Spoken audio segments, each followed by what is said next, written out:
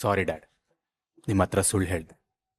ನನ್ನ ಹೀರೋ ನೀವು ಸರಿ ದಾರಿಲಿ ನಡಿಬೇಕು ಅಂತಾನೆ ಇಷ್ಟೆಲ್ಲ ಮಾಡ್ತಾ ಇದ್ವಿ. ಹಾಗಿರುವಾಗ ಇಂಥ ಟೈಮಲ್ಲಿ ನಿಜ ಹೇಳಿದ್ರೆ ನನ್ನ ಪ್ರಯತ್ನ ಎಲ್ಲ ವೇಸ್ಟ್ ಆಗುತ್ತೆ. ಅದಕ್ಕೆ ಸುಳ್ಳು ಹೇಳಿದೆ.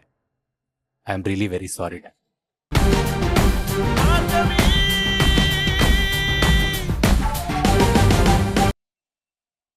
ಬಿಡಿ, ನಾನು ಅವಳ ಹೆಸರು ಹೇಳ್ಬೇಕು. ಅವ್ರ ಮುದ್ದಿನ ಮಗ ಯಾರೇನಂತ ಅವ್ರಿಗೂ ಗೊತ್ತಾಗ್ಲಿ. ವಂದನಾ, ಅಪ್ಪಿ ತಪ್ಪಿನೂ ನೀನ್ ಅವಳ ಹೆಸರು ಹೇಳ್ಬಾರ್ದು. ಯಾಕೆ? ಅವಳು ನಿಮ್ ತಂಗಿ ಅಂತಾನಾ? ಅಲ್ಲ, ನಿನಗ್ ಒಳ್ಳೇದಾಗ್ಲಿ ಅಂತಾನೆ ಹೇಳ್ತಿರೋದು. ಅವಳ ಹೆಸರು ಹೇಳ್ದೆ ಇದ್ರೆ ನನ್ಗೇನು ಒಳ್ಳೇದಾಗತ್ತೆ? ಇದಕ್ಕೆ ನಿನ್ನ ಇನ್ನು ಚಿಕ್ಕೋಳು ಅಂತ ಹೇಳೋದು. ಒಂದು ಸಲ ನನ್ನ ಸ್ಥಿತಿನೇ ನೆನ್ಪು ಮಾಡ್ಕೊ. ನಾನು ವಿಕ್ಕಿ ಕೇಸ್ಗೆ ಅಷ್ಟೆಲ್ಲ ಸಹಾಯ ಮಾಡ್ತಿದ್ರು, ಈ ಮನೆ ಸೊಸೆ ಆಗಿದ್ರೂನು ಭಾರ್ಗವಿ ಅಕ್ಕ ಅಂತ ಗೊತ್ತಾಗಿದ ತಕ್ಷಣ ಮಾವ ನನ್ನ ಕತ್ತಿಡ್ದು ಆಚೆ ದಬ್ಬಿದ್ರು. ಇನ್ನು ಅರ್ಜುನ್ ಮೇಲೆ ಅವ್ರು ಆಲ್ರೆಡಿ ಡಿಸಪಾಯಿಂಟ್ ಆಗಿದ್ದಾರೆ. ಅವ್ರ ಮಾತನ್ನ ಮೀರಿ ಅವನು ಭಾರ್ಗವಿನ ಇಷ್ಟಪಡ್ತಿದ್ದಾನೆ ಅಂತ ಗೊತ್ತಾದ್ರೆ ಅವನ ಕತ್ ಹಿಡ್ದು ಆಚೆ ದಬ್ತಾರ ಅಷ್ಟೇನೆ. ನಾನು ಅರ್ಜುನ್ ಏನ್ ಗತಿ ಇಲ್ದಿರೋನಲ್ಲ. ಅವನ ನಮ್ಮನೆ ಕರ್ಕೊಂಡು ಹೋಗ್ತೀನಿ. ಈಗ್ಲೇ ನಿನ್ನ ಕಂಡ್ರೆ ಉರಿದು ಬೀಳ್ತಾನೆ, ಮುಟ್ಟಿದ್ರೆ ಮುನಿ ಅನ್ನೋ ಹಾಗೆ 1 ಮೈಲಿ ದೂರ ಸರಿತಾನೆ. ಇನ್ನು ನಿಮ್ಮನೆಗ್ ಬರ್ತಾನ? ಸಾಧ್ಯನೇ ಇಲ್ಲ. ಅವನು ಈಗ್ಲೇ ಕದ್ದು ಮುಚ್ಚಿ ಆ ಭಾರ್ಗವಿ ಜೊತೆ ಸುತ್ತಾಡ್ತಿದ್ದಾನೆ. ಇನ್ನೇನಾದ್ರೂ ಅವಳ ಕಾರಣಕ್ಕೆ ಮನೆಯಿಂದ ಆಚೆ ಹೋದ್ರೆ ಅವಳ ಮನೆಗೆ ಹೋಗ್ತಾನ ಅಷ್ಟೇನೆ. ಬೇಕಾ ನಿಂಗ? ಈಗ್ಲೂ ಅಷ್ಟೆ, ಮಾವನ್ ಮೇಲಿರೋ ಗೌರವಕ್ಕೆ ಅವ್ರ ಮಾತಕ್ ಕಟ್ಟಿಬಿದ್ದು ಎಂಗೇಜ್ಮೆಂಟ್ ಆಗಿದ್ದಾನ ಅಷ್ಟೇನೆ. ಮದ್ವೆನೂ ಹಾಗೆ ಆಗ್ಬೇಕು. ಅದನ್ನ ಬಿಟ್ಟು ಏನಾದ್ರೂ ಆಚೆ ಹೋದ್ರೆ ಭಾರ್ಗವಿ ಮತ್ತೆ ಅವನು ಒಂದಾಗಕ್ಕೆ ನಾವೇ ಸಹಾಯ ಮಾಡ್ದಂಗಾಗತ್ತೆ. ಈಗೇನ್ ಮಾಡ್ಬೇಕು ಅಂತೀರ ಅಕ್ಕ?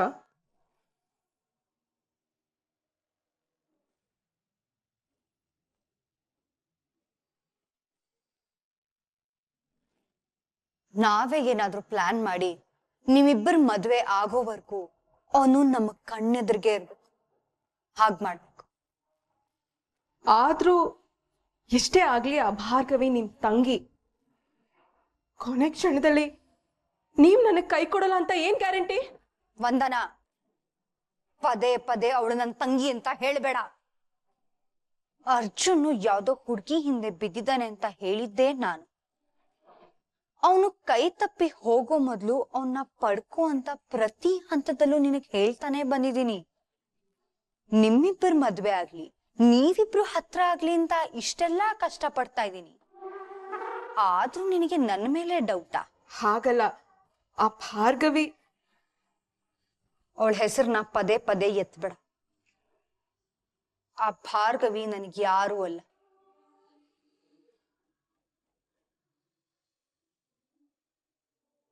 ಪಾರ್ಥ, ಕೋರ್ಟ್ ನೋಡ್ತಿದ್ರೆ ಏನೋ ಒಂಥರ ಖುಷಿ ಆಗುತ್ತೆ. ಕೋರ್ಟ್ ದಾರಿ ನೋಡ್ತಿದ್ರೆ ಇನ್ನೂ ಖುಷಿ ಆಗುತ್ತೆ ಮೇಡಮ್. ಏನು? ಕೋರ್ಟ್ ದಾರಿ ನೋಡಕ್ ಖುಷಿ ಆಗುತ್ತಾ? ಯಾಕೆ? ನೋಡಿ, ಎಷ್ಟೊಂದ್ ಜನ ಲೇಡಿ ಲಾಯರ್ಸ್ ಇದ್ದಾರೆ.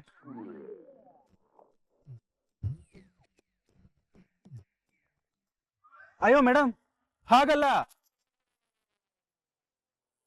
ಒಂದ್ ಕಾಲದಲ್ಲಿ ಹೆಣ್ಮಕ್ಳಿಗೆ ಮಾತಾಡೋ ಸ್ವತಂತ್ರ, ಅವ್ರ ಭಾವನೆಗಳನ್ನ ವ್ಯಕ್ತಪಡಿಸೋ ರೈಟ್ಸು ಇರ್ಲಿಲ್ವಂತೆ.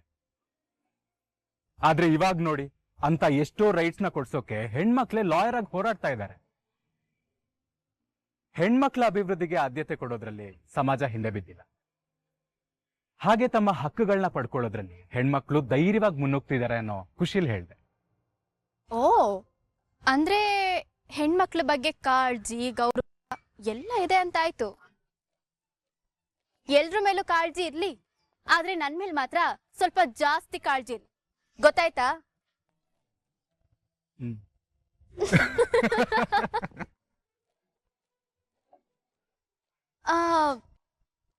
ಪಾರ್ಥ, ನಿಮ್ಮಲ್ಲೆಲ್ಲ ಹೇಗೆ ಹೇಗೆ ಅಂದ್ರೆ?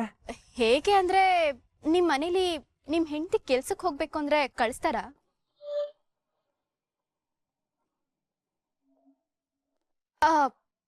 ಸುಮ್ನೆ ಜನರಲ್ ನಾಲೆಡ್ಜ್ ಕೇಳಿದ್ನಪ್ಪ.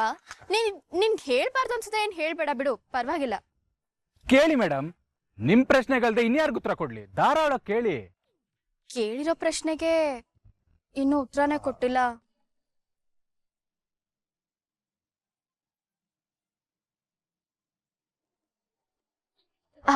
ಅದು ಇವಾಗೆಲ್ಲ ಹೆಣ್ಮಕ್ಳು ಅಡ್ಗೆ ಮನೇಲೇ ಇರ್ಬೇಕು, ಎಲ್ಲಾದ್ರೂ ಹೋಗುವಾಗ ಅಡ್ಗೆ ಮಾಡಿಟ್ಟೇ ಹೋಗ್ಬೇಕು ಅನ್ನೋ ಕಾಲ ಹೊರಟೋಗ್ಬಿಟ್ಟಿದೆ.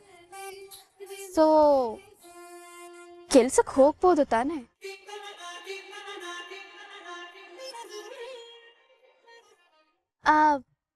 ಅಡ್ಗೆ ಮಾಡ್ಕೊಳಕ್ಕೆಲ್ಲ ಬರುತ್ತಾ? ಇದೇ ಪ್ರಾಬ್ಲಮ್ ಅಲ್ಲ ಕಣಯ್ಯ. ನೀವು ಗಂಡಸರಿಗೆ ಹಸ್ವೆ ಆಗಲ್ವಾ? ನಾವು ಮನೇಲಿಲ್ದೇ ಇದ್ದಾಗ, ಐ ಮೀನ್ ನಿಮ್ ಹೆಂಡತಿ ಮನೇಲಿಲ್ದೇ ಇದ್ದಾಗ ನಿಮಗ್ ನೀವಾದ್ರೂ ಅಡ್ಗೆ ಮಾಡ್ಕೊಳಕ್ ಬರ್ಬೇಕಲ್ವಾ? ನಿಮ್ ಹೊಟ್ಟೆ ತುಂಬಿಸ್ಕೊಳ್ಳೋ ಅಷ್ಟಾದ್ರೂ ಮಾಡ್ಕೊಳಕ್ ಕಲ್ತಿರ್ಬೇಕಲ್ವಾ? ಕಲ್ತ್ಕೊಳ್ತೀಯ ತಾನೆ? ಕಲ್ತ್ಕೋತೀನಿ ಮೇಡಮ್. ಅಡಿಗೆ ತಾನೆ, 30 ದಿನದಲ್ಲಿ ಅಡಿಗೆ ಕಲೀರಿ ಅಂತ ಒಂದು ಬುಕ್ ಬರುತ್ತಲ್ವಾ, ಅದನ್ನ ನೋಡಿ ಕಲ್ತ್ಕೋತೀನಿ. ನೋಡು ಪಾರ್ಥ, ನೀವ್ ಹೇಗೆ ಹುಡುಗಿ ಓದಿರ್ಲಿ, ಕೆಲ್ಸಕ್ ಹೋಗ್ಲಿ, ನಾವ್ ಕೆಲ್ಸಕ್ ಹೋಗೋದ್ ಬೇಡ ಅಂದ್ರೆ ಮನೇಲಿರ್ಲಿ, ಹಾಗಿರ್ಲಿ ಹೀಗಿರ್ಲಿ ಅಂತ ಆಸೆ ಪಡ್ತಿರೋ ಹಾಗೆ ನಾವುಗಳು ಕೂಡ ಗಂಡ್ ಮಕ್ಳು ಮನೇಲಿದ್ದಾಗ ನಮ್ಗೂ ಹೆಲ್ಪ್ ಮಾಡ್ಲಿ ಅಂತ ಆಸೆ ಪಡ್ತೀವಿ. ಈಗ ನಾನೇ ನಿನ್ ಹೆಂಡತಿಯಾಗಿ ಅಂದ್ರೆ ಹಾಗಂತ ಇಟ್ಕೋ. ಮನೇಲಿ ಎಲ್ಲಾ ಕೆಲ್ಸನೂ ಹಂಚ್ಕೊಂಡ್ ಮಾಡೋಣ. ನಾನು ಅಡ್ಗೆ ಮಾಡಿದ್ರೆ ನಾನು ಪಾತ್ರೆ ತೊಳಿತೀನಿ, ನಿನ್ ಕಸ ಗುಡ್ಸಿದ್ರೆ ನೀವು ಮನೆ ಬರ್ತೀರಾ ಅಲ್ವಾ? ಕರೆಕ್ಟ್. ಅವಳ ಜೊತೆ ಕಾದಾಡ್ಕೊಂಡು ಆ ಕೊಂಪಿಲಿರೋಕ್ ಆಗಲ್ಲ ಅಂತಾನೆ ಮದ್ವೆ ಆಗಿ ಆ ಸಂಬಂಧನೆಲ್ಲ ಕಳ್ಕೊಂಡು ಈ ಮನೆಗ್ ಬಂದಿದ್ದೀನಿ. ಅಂಥದ್ರಲ್ಲಿ ಅವಳನ್ನ ಈ ಮನೆಗ್ ಬರಕ್ ಬಿಡ್ತೀನ? ಅದ್ರಲ್ಲೂ ಈ ಮನೆ ಸೊಸೆಯಾಗಿ ಸಾಧ್ಯನೇ ಇಲ್ಲ. ಈ ಮನೆ ಸೊಸೆ ನನ್ನ ಓರ್ಗಿತ್ತಿ ನೀನೇ ಅಂತ ನಾನ್ ನಿರ್ಧಾರ ಮಾಡಾಕಿದ್ದೆ ವಂದನ. ಆದಷ್ಟು ಬೇಗ ಈ ಮನೆ ಸೇರೋಕೆ ರೆಡಿಯಾಗು.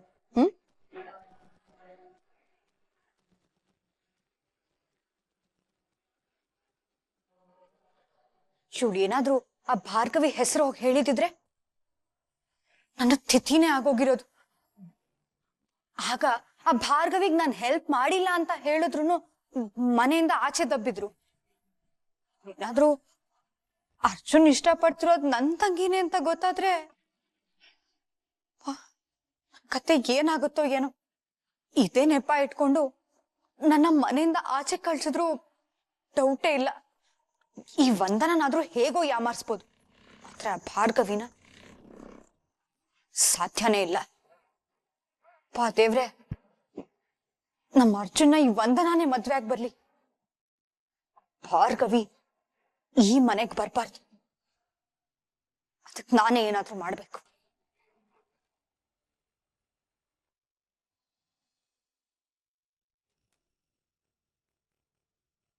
ಅದು ಅವರೇ ಭಾರ್ಗವಿ ಅಂತ ಗೊತ್ತಿರಲಿಲ್ಲ ಡ್ಯಾಡ್. ಡಾಕ್ಯುಮೆಂಟ್ಸ್ ಅನ್ನಲ್ಲ, ಅದು ಎಲ್ಲಿ ರೆಡಿ ಮಾಡೋದು ಅಂತ ಕೇಳ್ತಾ ಇದ್ದೆ. ಅಷ್ಟರಲ್ಲಿ ಶ್ಯಾಮ್ ಬಂದು ವಾನ್ ಮಾಡಿದ್ರು. ಆಮೇಲೆ ಮಾತಾಡಿಲ್ಲ ಡ್ಯಾಡ್. ನಿಜ ಹೇಳೋ, ನೀನೇನಾದ್ರೂ ಆ ಭಾರ್ಗವಿ ಪರವಾಗಿ? ಚಚೆ, ಎಲ್ಲಾದ್ರೂ ಉಂಟಾ ಡ್ಯಾಡ್? ನಿಮ್ಮಗಾಗಿ ನಾನು ಬೇರೆ ಲಾಯರ್ಗೆ ಸಪೋರ್ಟ್ ಮಾಡ್ತೀನ? ನಾನು ಯಾವತ್ತಿದ್ರು ನಿಮ್ಮ ಪರನೇ ಡ್ಯಾಡ್.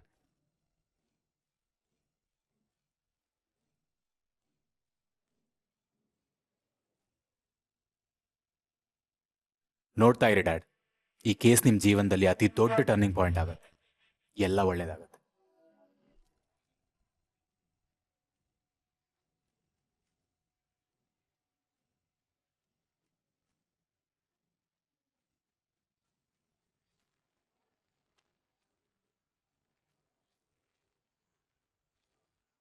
ಅರ್ಜುನ್ ನನ್ನ ಫ್ರೆಂಡ್ ಅಂತ ಏನಾದ್ರೂ JP ಅವನನ್ನ ಹೆದರಿಸ್ ಮಾಡ್ತೀನಿ ಅವ್ರಿಗೆ. ವಾದದಲ್ಲಿ ನಿಮ್ಮನ್ನ ಯಾರು ಮೀರ್ಸಕ್ಕಾಗಲ್ಲ ಡ್ಯಾಡ್. ನೀವು ಎಲ್ಲಾರ ಕಣ್ಣಿಗೆ ಒಳ್ಳೆಯವರಾಗೇ ಇರ್ಬೇಕು. ನಿಮ್ ಮಗ ಅಂತ ಹೇಳ್ಕೊಳಕ್ಕೆ ನಂಗೆ ತುಂಬಾ ಹೆಮ್ಮೆ ಆಗ್ತದೆ. ಪಾರ್ಥ JP ಪಾಟೀಲ್ಗೆ ಬೈತಿದ್ದಾನೆ, ಮತ್ತೆ ಹೇಳಿದೆಲ್ಲ ಕೇಳಿಸ್ಕೊಳಕ್ಕಾಗತ್ತಾ? ಸರಿಯಾಗಿ ಮಾತಾಡು ಪಾರ್ಥ, ನೋಡ್ತಾ ಇರು. ನೀನು ಈ ಕೆಟ್ಟ ಲಾಯರ್ JP ಪಾಟೀಲ್ಗೆ ಬೈದೆ ಅಂತ ಗೊತ್ತಾದ್ರೆ ನಿಮ್ಮಪ್ಪಂಗೆ ನೀನ್ ಎಷ್ಟು ನ್ಯಾಯವಂತ ಅಂತ ಹೆಮ್ಮೆ ಆಗತ್ತೆ. ಆದ್ರೆ ನನಗೆ ನೀನು ನನ್ನ ಮಗ ಅಂತ ಹೇಳ್ಕೊಳ್ಳೋಕೆ ಹೆಮ್ಮೆ ಇಲ್ಲ. ನೋಡೋ, ಅದೇನೇ ಕೆಲಸ ಇದ್ರು ಮುಗಿಸ್ಕೊಂಡು ಜಾಗ ಖಾಲಿ ಮಾಡ್ತಾ ಇರ್ಬೇಕು. ಮತ್ತೆ ಇನ್ನೊಂದ್ಸತಿ ಆ ಭಾರ್ಗವಿ ಜೊತೆ ಮಾತಾಡ್ತಾ ನಿಂತಿರೋದನ್ನ ನಾನು ನೋಡಿದ್ರೆ ಪರಿಣಾಮ ಸರಿಯಾಗಿರಲ್ಲ. ನೋಡಿ ಶ್ಯಾಮ್,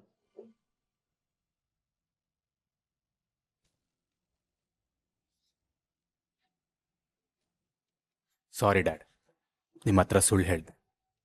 ನನ್ನ ಹೀರೋ ನೀವು ಸರಿ ದಾರಿಲಿ ನಡಿಬೇಕು ಅಂತಾನೆ ಇಷ್ಟೆಲ್ಲ ಮಾಡ್ತಾ ಇದ್ವಿ. ಹಾಗಿರುವಾಗ ಇಂಥ ಟೈಮಲ್ಲಿ ನಿಜ ಹೇಳಿದ್ರೆ ನನ್ನ ಪ್ರಯತ್ನ ಎಲ್ಲ ವೇಸ್ಟ್ ಆಗುತ್ತೆ. ಅದಕ್ಕೆ ಸುಳ್ಳು ಹೇಳ್ದೆ.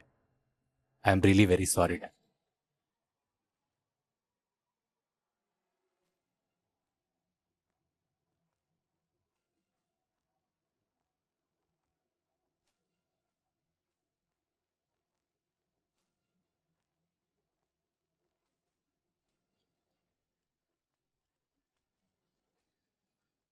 ಸೂಪರ್ ಪಾರ್ಥ, ನೀನು ಮನೆ ಸಾಫ್ಟ್ ಅಂತ ಅನ್ಕೊಂಡಿದ್ದೆ. ನೀನ್ ನೋಡಿದ್ರೆ ನಿನ್ನ ಕೆಣ್ಕಕ್ ಬಂದ್ JPನ ಸರಿಯಾಗಿ ಬೈದ್ ಕಳಿಸ್ದೆ. ನಾನ್ ದೂರದಲ್ಲಿ ನಿಂತ್ಕೊಂಡು ಎಲ್ಲ ನೋಡ್ದೆ. ಹೌದು ಮೇಡಮ್. ಮೊದ್ಲೇ ನೀನ್ ಅವ್ರ ಫ್ಯಾನ್ ಬೇರೆ. ಅವ್ರನ್ನ ನೋಡಿ ನೀನ್ ಎಲ್ಲಿ ಭಯ ಪಟ್ಕೊಳ್ತೀಯೋ, ಎಲ್ಲಿ ಮಾತಾಡದೆ ಸುಮ್ನಾಗ್ಬಿಡ್ತೀಯೋ ಅಂತ ಅನ್ಕೊಂಡಿದ್ದೆ. ಆದ್ರೆ ಧೈರ್ಯವಾಗಿ ಮಾತಾಡಿ ಕಳಿಸ್ದೆ ನೋಡು. ಮೆಚ್ತೆ ಕಣಯ್ಯ ನಿನ್ನ. ಡ್ಯಾಡ್ ಅವರಾಗೆ ಕೇಳಿದ್ರು ನಿಜ ಹೇಳಕ್ಕಾಗ್ತಿಲ್ಲ. ಭಾರ್ಗವಿಗೆ ನಾನೇ ನಿಜ ಹೇಳ್ಬೇಕು ಅಂತ ಅನ್ಕೊಂಡ್ರು ಹೇಳಕ್ಕಾಗ್ತಿಲ್ಲ. ಛೇ, ಇನ್ಯಾವಾಗ ಹೇಳೋದು?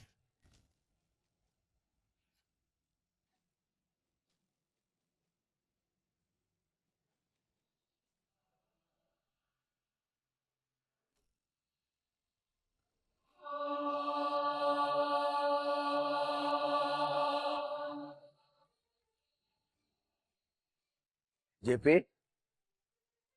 ಏನಿದು ಇಷ್ಟು ಅರ್ಜೆಂಟಾಗಿ ಬರಕ್ ಹೇಳಿ? ಬೇರೆ ಏನಾದ್ರು ಕಿರಿಕಾಯ್ತಾ? ನಿನ್ ಮಗಳನ್ನ ಕೇಳು. ಇವಳು ನೆನ್ನೆ ನಮ್ಮ ಮನೆಗೆ ಬಂದಿದ್ಲಂತೆ. ಇವತ್ತೇ ಈಗ್ಲೇ ಅರ್ಜುನ್ ಜೊತೆ ಮದ್ವೆ ಮಾಡಿಸು ಅಂತ ಹಠ ಹಿಡಿದಿಯಾಳೆ. ಅದಕ್ಕೆ ಸಿಚುಯೇಷನ್ ಸೀರಿಯಸ್ ಆಗಿದೆ ಅನ್ಕೊಂಡು ನಿಮ್ಮಿಬ್ರನ್ನ ಇಲ್ಲ ಕರೆಸ್ದೆ. ಏನಿದು ಮಗಳೇ, ಅವ್ರ ಮನೆಗೆ ಹೋಗಿ ಗಲಾಟೆ ಮಾಡಿದ್ಯಾ? ಯಾಕೆ ಮಗಳೇ ಟೆನ್ಷನ್ ಮಾಡ್ಕೊಂಡು? ಇವಾಗ ತಾನೇ ಎಂಗೇಜ್ಮೆಂಟ್ ಮುಗ್ದಿದೆ. ಈ ಕೇಸ್ ಮುಗಿದ ಮೇಲೆ ನಿನ್ನ ಮದುವೆ ಮಾಡ್ತೀವಿ ಅಂತ ನಾವು ಹೇಳಿರ್ಲಿಲ್ವಾ? ನಿನಗೆ ನಮ್ಮಿಬ್ಬರ ಮೇಲೆ ನಂಬಿಕೆ ಇಲ್ವಾ? MLAನ ನನ್ನ ಮಗಳ ಮದುವೆನ ಧಾಮ್ ಧೂಮ್ ಅಂತ ಮಾಡ್ಬೇಕು ಅಂತ ನನಗೆ ಆಸೆ ಇರಲ್ವಮ್ಮ? JP, ನನ್ನಿಬ್ರು ಮಕ್ಕಳು ನನ್ನ ಮನಸ್ಸನ್ನ ಅರ್ಥನೇ ಮಾಡ್ಕೊಳ್ಳಲ್ಲ. ರಿಲ್ಯಾಕ್ಸ್. ನೀನ್ ಇವಳನ್ನ ಬೈಬೇಕು ಅಂತ ನಾನು ನಿಮ್ಮನ್ನ ಇಲ್ಲಿ ಕರೆಸ್ಲಿಲ್ಲ. ವಿಷಯ ಏನು ಅಂತ ತಿಳ್ಕೊಳಕ್ ಕರೆಸ್ದೆ. ಇವಳಿಗೆ ಅರ್ಜುನ್ ಮೇಲಿರೋ ಪ್ರೀತಿ ನೋಡಿ ಬೆರಗಾಗಿ ಕರೆಸ್ದೆ. Thanks uncle. Thanks dad. Dad, ನಿಮ್ ಆಸೆ ಕನ್ಸು ನನಗೂ ಅರ್ಥ ಆಗುತ್ತೆ. ಆದ್ರೆ ಸಿಚುವೇಶನ್ ಹೀಗ್ ಮಾಡಿಸ್ತಾ ಇದೆ. ಬೇಕಾದ್ರೆ ರಿಸೆಪ್ಷನ್ ಗ್ರ್ಯಾಂಡ್ ಆಗಿ ಇಟ್ಕೊಳ್ಳೋಣ. ಅಬ್ರಾಡ್ಗೆ ಹೋಗಿ ಡೆಸ್ಟಿನೇಷನ್ ವೆಡ್ಡಿಂಗ್ ಇಟ್ಕೊಳ್ಳೋಣ ಡ್ಯಾಡ್. ಆದ್ರೆ ಮದ್ವೆ ಮಾತ್ರ ಬೇಗ ಮಾಡಿ dad, please. Dad, register officio ಇಲ್ಲ ದೇವಸ್ಥಾನನೋ ಯಾವ ಪ್ಲೇಸ್ ಆದ್ರೂ ಪರವಾಗಿಲ್ಲ ಡ್ಯಾಡ್. ಒಟ್ನಲ್ಲಿ ನಮ್ಮ ಮದ್ವೆ ಆಗ್ಬೇಕು ಡ್ಯಾಡ್. ಡ್ಯಾಡ್, ನನ್ ಕತ್ತಲ್ಲಿ ನನ್ನ ಅರ್ಜುನ್ ಕಟ್ಟೋ ತಾಳಿ ಇರ್ಬೇಕು dad. Please dad, please uncle.